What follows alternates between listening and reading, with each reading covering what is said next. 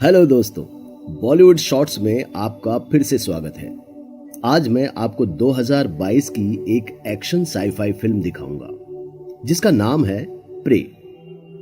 Film की starting में हम 1719 का समय देखते हैं जहां एक ट्राइब रहती है और उस ट्राइब की एक लड़की जिसका नाम नारू है जो एक शिकारी बनना चाहती है।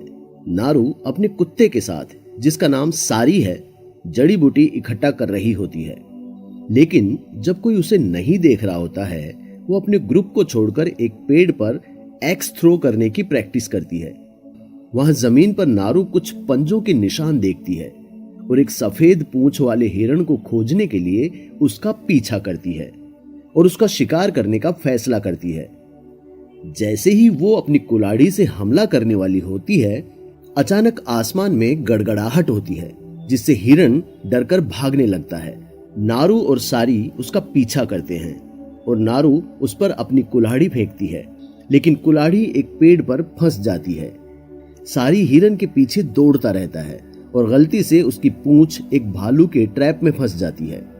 हिरण को भूलकर नारू अपने कुत्ते को बचाने के लिए दौड़ती है और कुछ जड़ी बूटियों से उसका इलाज करती है।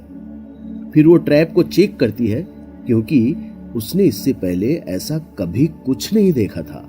उसी वक्त आसमान में फिर से गड़गड़ाहट की आवाज सुनाई देती है और जब वो ऊपर देखती है तो आसमान में उसे एक एलियन स्पेसशिप दिखाई देता है जिसे वो एक थंडरबर्ड समझती है। इसके बाद नारू अपने भाई टाबे से मिलने जाती है जो कि एक बहुत ही अच्छा शिकारी है। उससे ये पूछने के लिए कि क्या अगली बार जब वो शिकार करने जाएगा तो उसे भी अपने साथ ले जाएगा। टाबे थोड़ा डाउट में है लेकिन हाँ कर देता है।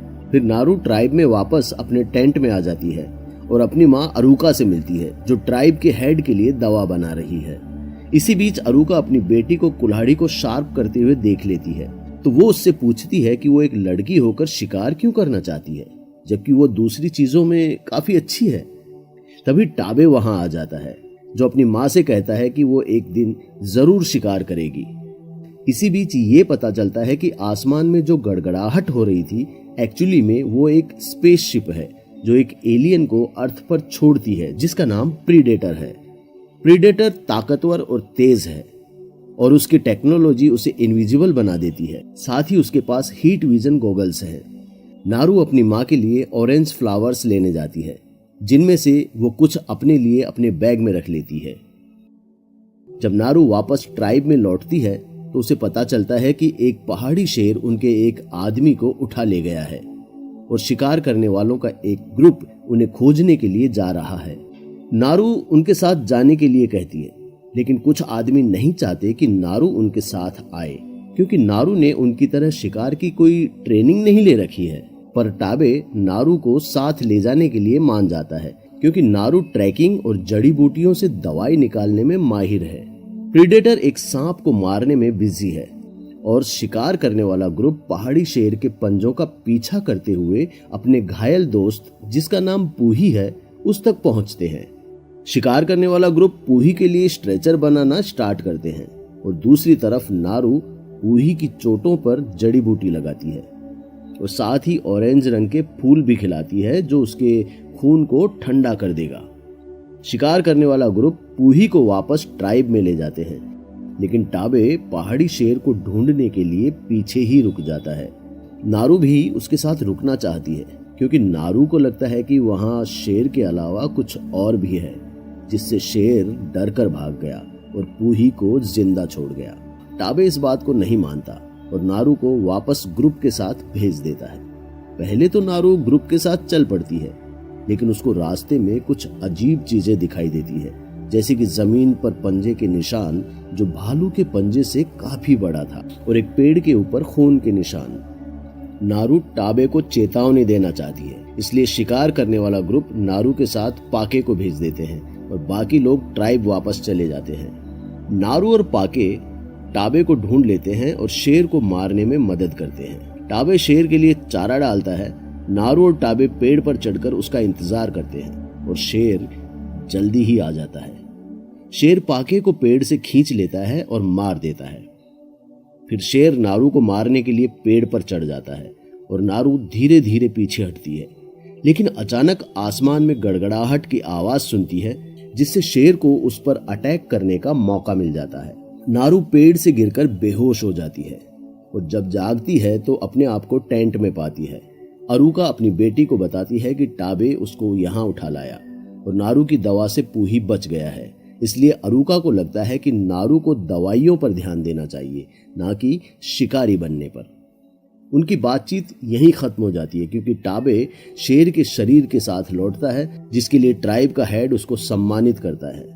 नारू को अभी भी लगता है कि जंगल में कुछ और है जो खतरनाक है और नारू को उसके पीछे जाना चाहिए, लेकिन टाबे उसको नहीं जाने देता।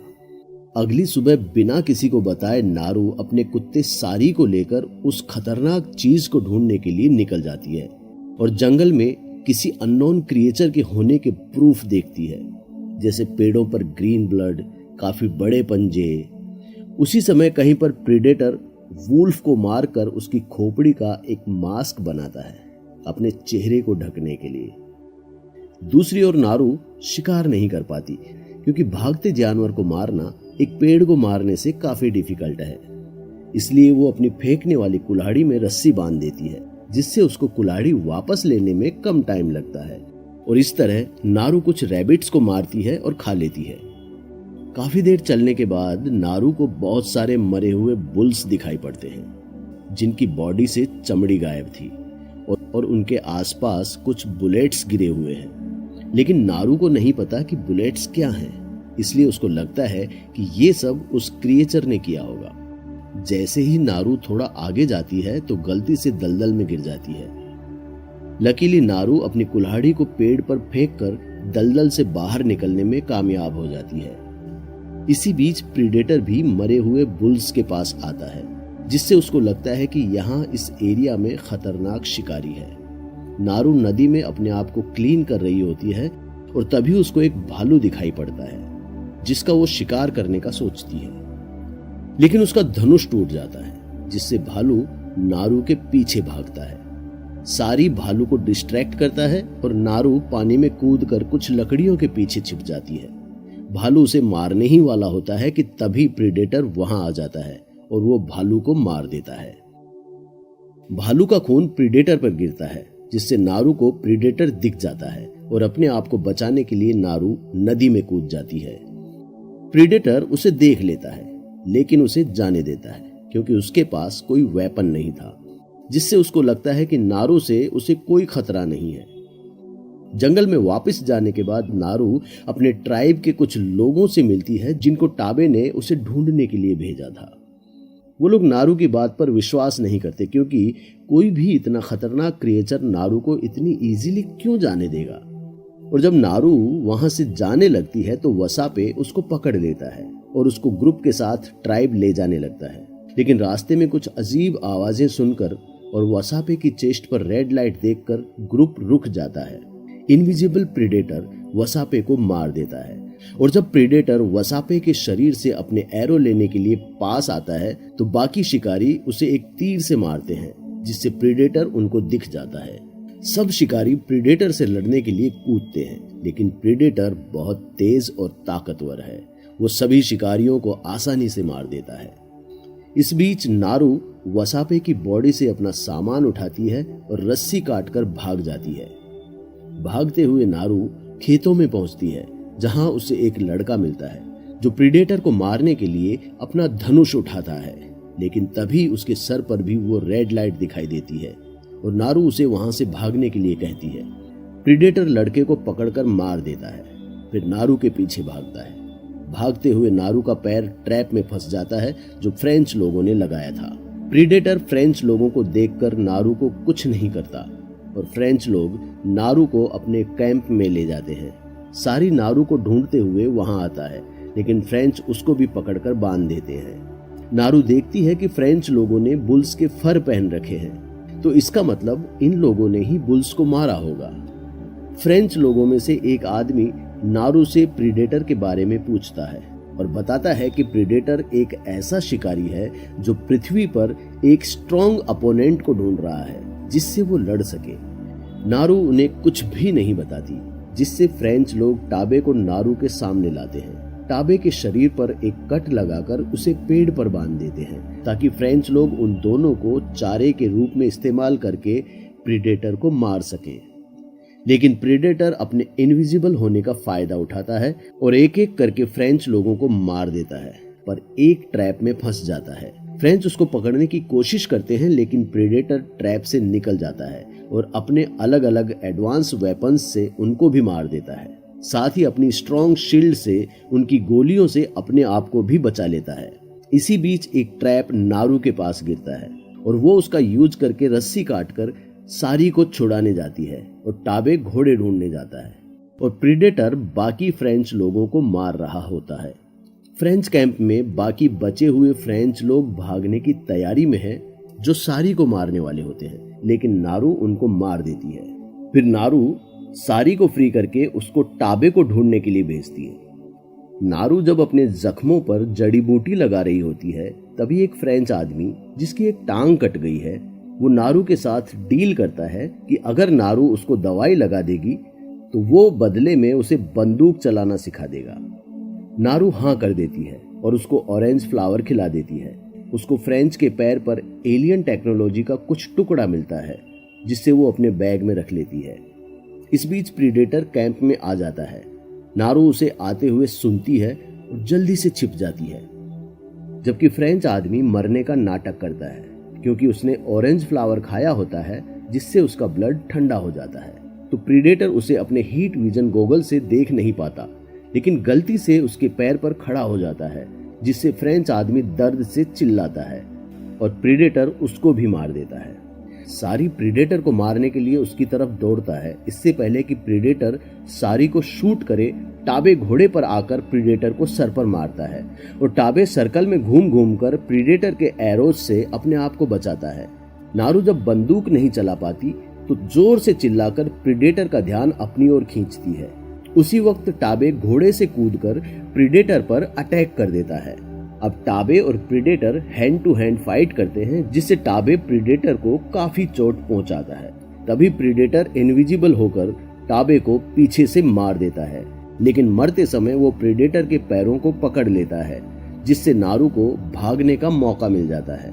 ट्राइब में दूसरी सर्च पार्टी वापस आकर अरुका को खबर देती है कि उन्हें नारू और टाबे नहीं मिले। दूसरी तरफ नारू नदी के दूसरी तरफ एक बचे हुए फ्रेंच आदमी को देखती है, जिसको वो एलियन टेक्नोलॉजी यूज करके पकड़ लेती है। जब उस आदमी को होश आता है तो नारू अपने चेहरे पर पेंट लगाते हुए देखती है, जिसके बाद नारू ने ऑरेंज फ्लावर खाया अपने ब्लड को ठंडा करने के लिए। उसने फ्रेंच आदमी को अपनी पिस्तौल बिना गोलियों के दे दी ताकि वो उसको एक चारे के रूप में इस्तेमाल करके प्रीडेटर को मार सके। थोड़ी देर बाद प्रीडेटर आदमी को मारने वहां आता है और ऑरेंज फ्लावर के इफेक्ट से नारू को नहीं देख पाता। नारू इसका फायदा उठाती है और प्रीडेटर को पीछे से गोली मारती है, जिससे वो मरता नहीं पर उसका मास्क गिर जाता है। नारू मास्क उठाकर एक ऐसी जगह भागती है जहां उसने प्रीडेटर को मारने के लिए ट्रैप बनाए हैं।